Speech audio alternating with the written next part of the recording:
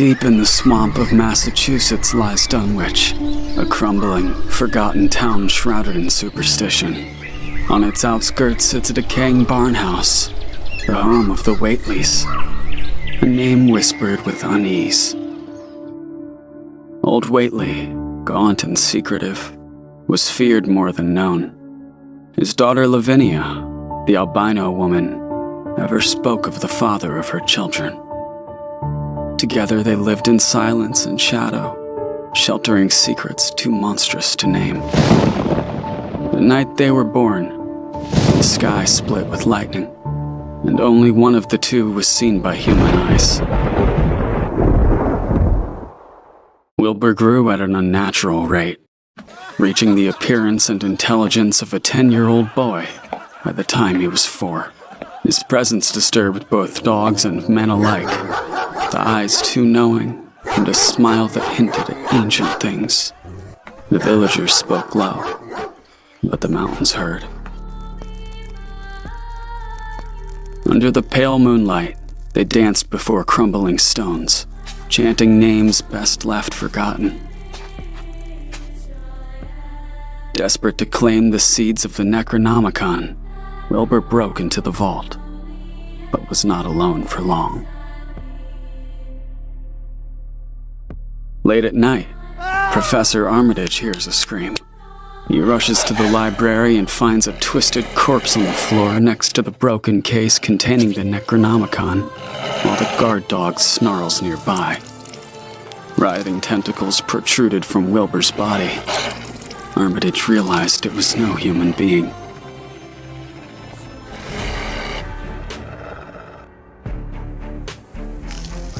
Within the warped Whateley house, something enormous writhed and grew. Walls bent outward, beams snapped, and black ichor leaked from every crack. The villagers dared not approach, but their prayers grew louder. They came unseen, a howling wind followed by screams.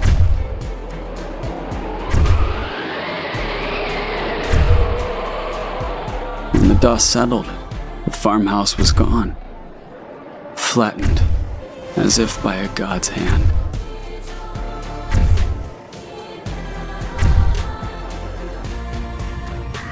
With bated breath, the villagers watched Professor Armitage climb the hill.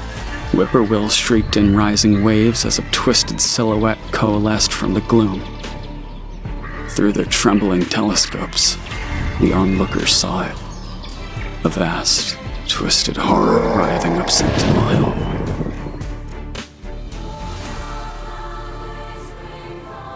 They watched in stunned silence as the hillside calmed, the screams ceased, and the veil between worlds began to mend. But none would forget the night Dunwich nearly vanished from the map, and the memories that still haunt the hills.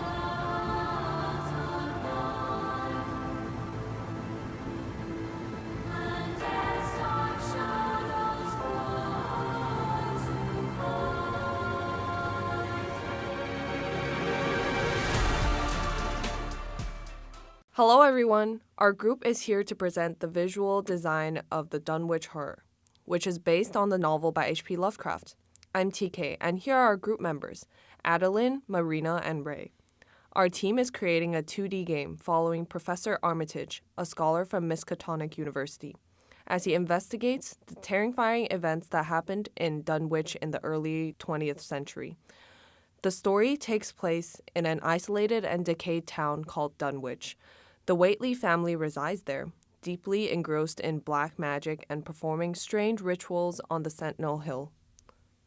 The Whateleys are a reclusive family in Dunwich, obsessed with dark magic and forbidden rituals. The old Whateley is the head of the Whateley family and has an extreme worship of the mysterious Yog-Sothoth. He is the main inheritor of the family's witchcraft knowledge and studies summoning rituals. He was designed to be a tall, thin, gloomy man with a gray-white beard and wear a purple, long robe to show his mystery and his relationship with the old secrets. Dr. Armitage. Lavinia Whateley is the daughter of the old Whateley, and has never married. She gave birth to Welbo and his monster brothers through a union with the Kusuru god Yogg-Sadas. She was bonded by her family and the summoning ritual. She was designed to be a strange-looking woman with pale skin, dull eyes, and messy hair. Appears malnourished due to her poor life. And we tried to make her feel distributing and crazy, but kept her maternity as a mother, so we decided to pose her like Mother Mary. Welbu Woodley is the son of Lavinia, with the blood of the Asian god. In the younger version, he is a 4-year-old boy that has shown an unusual growth rate since childhood, so he has the appearance of a 10-year-old child at the age of 4. He was also designed to have dark skin, sheep-like face, and animal leg structure as he should be in the original story. Here is the grown-up version of Welbo, and he becomes a highly intelligent offspring of the Woodley family.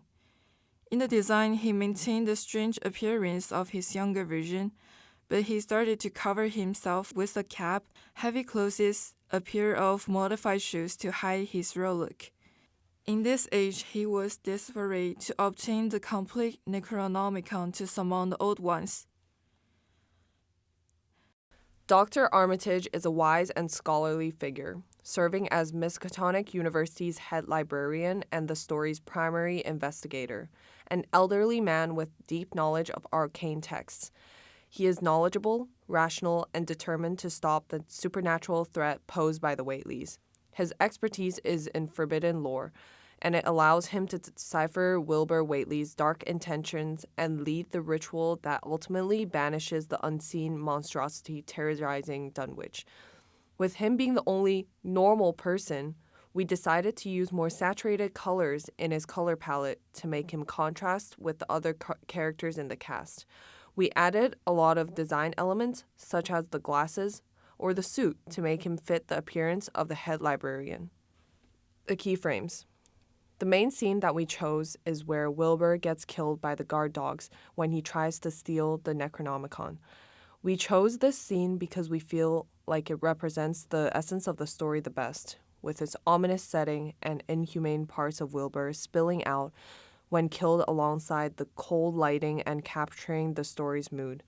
We tried to keep the style of this similar to the other assets by using dark shadows and high contrast in the render. For the props part, our team decided to do 3 parts. The first one is a Necronomicon, this ancient worn-out book, or the name of the Book of the Dead.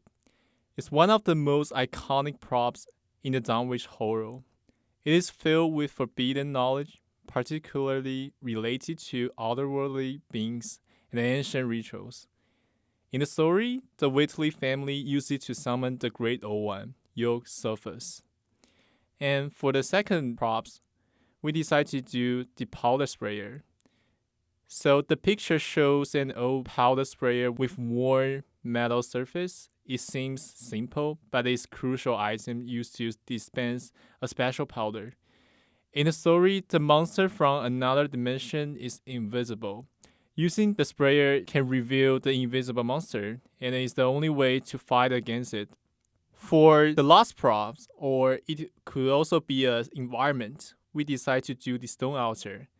The altar is a central site for dark rituals in the story, where the Weasley family and cult members perform dark summoning and sacrifice. The altar is not only a symbol of religious rites, but also a source of power, representing a gateway to another dimension. The first set of concept is Whitley Family's Barn, a New England-style farm located in Dunwich.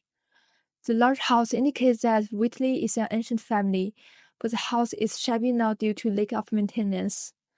The main building is a sharp roof house built on a steep hillside, with the windows on the second floor boarded up because the monster is kept upstairs. Over time, the monster grew larger and larger until it took over the entire house. The exaggerated rooftop adds a sense of tension, while the steep hillside makes the place feel even more unwelcoming, like somewhere people would want to avoid. The second set of concept is Miskatonic University's library. The reading room is not large but is very tall, with an iron spiral staircase connecting the two levels. The double height structure creates a sense of oppression, which fits well with university's mysterious atmosphere. At the center of the reading tables, there is a glass display case for books, with the Necronomicon placed in it. Wilbur broke through a window and shattered the display case, attempting to steal the Necronomicon. However, before he could escape, he was beaten to death by its guard dog. Wilbur's monster twin is a direct offspring of Yog-Sothoth. He is a giant, invisible monster and was fed in Whitley's barn, and rampaged through Dunwich when his brother died. He was designed to have a creepy posture, disgusting back full of pus, and typical tentacles from the Cthulhu mythology. He is way more huge than the size of normal human and almost the same size with the architecture. Compared to Wilbur, the monster does not have much intelligence, and the only mission for his existence is to wake up the old ones. Once he was defeated by the professor, the story turns to the end. A foul stench spread from the mountain, and all the plants around shriveled into a dead yellow color, and Dunwich fell silent once more. Thank you for watching until the end. We hope the designs were intriguing.